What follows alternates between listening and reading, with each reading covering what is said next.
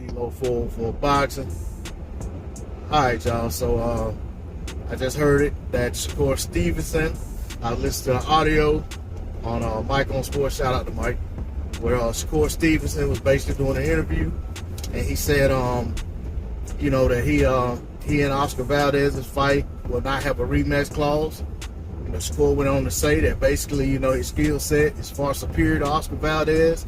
Said that, he feels that he can do, basically that Oscar Valdez does nothing better than him in the ring, and that in every facet of the game that, he's superior to Oscar Valdez, and it'll show on fight night. As for Oscar Valdez knowing what's in store for him, he'll have to wait to fight night. One thing I'll say about the rematch clause, I have absolutely no issue whatsoever with any unification bout not having a rematch clause. And the reason for that is the purpose of unification bouts is to determine or work your way toward determining who is the man in the division, who is the best fighter in the division. That's like the beginning phase of finding out who's who and what's what when it comes to a weight class. So to me, putting a rematch clause in there could end up getting us one more unnecessary fight. And I feel like when two guys are evenly matched or well matched against each other, they come together and they gel or mesh, for lack of a better term, and put on a great fight, it's going to create its own, it's going to necessitate its own need for a rematch. So with that being said, if these guys come together and that fight is, a highly contested fight that a lot of people tune into and it does well, or if it potentially ends controversially, we could end up with a rematch. And the need for a rematch clause going into that fight just isn't there. In my opinion. And I also feel the same way when it comes to mandatories. I feel like guys shouldn't have rematch clauses when they're facing a mandatory. Because a mandatory is supposed to be the guy who beat the guys that were necessary to get himself in position for a title shot. And if he's able to win, he shouldn't have to do it twice in a row to be the champion.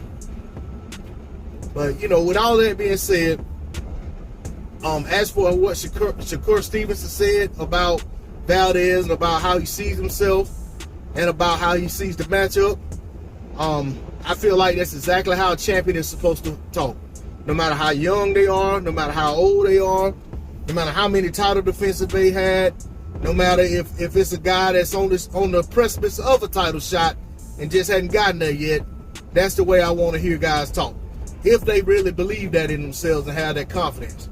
I feel like Shakur Stevenson is saying what he absolutely believes and absolutely feels about this matchup and about his opponent and about himself. And I feel like that's exactly the way he needs to approach the fight.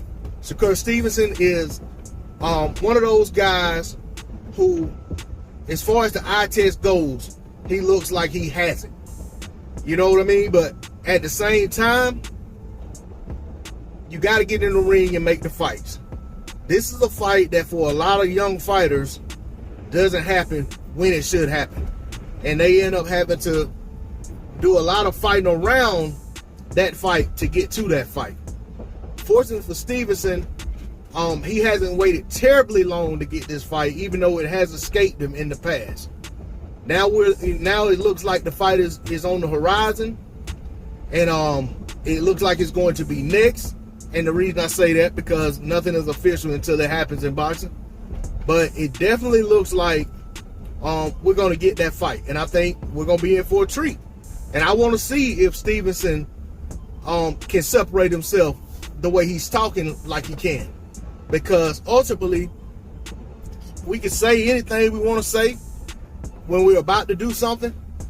But until we actually do it, it isn't done.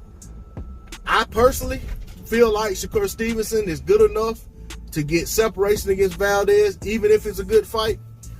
And I feel like the things that he's saying kind of coincide with what I feel.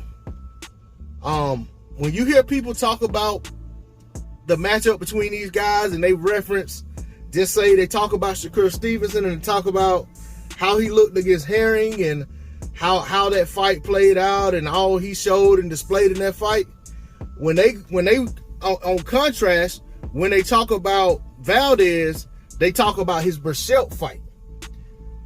They skip over his last fight, which was against Consecao, and which a lot of people felt like Oscar Valdez lost that fight.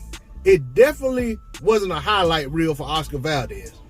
It definitely wasn't that staple, that stake in the ground, flagship, if you will, type of performance that you want to go back to and say, hey, this is what my guy brings to the table.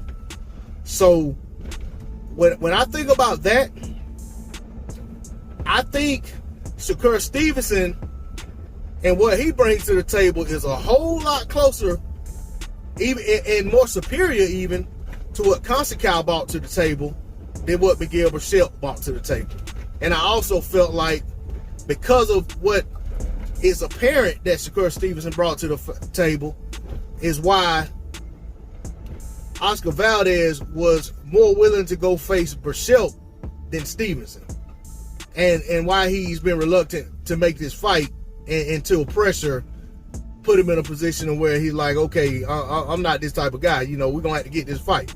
And I respect him for that, because he still could have been ho-hum about it, and I got other plans and this, that, and the other. I'm giving Valdez credit for taking this fight, and I think that he's going to be prepared, he's going to be ready, but I also feel like he's going to be outgunned.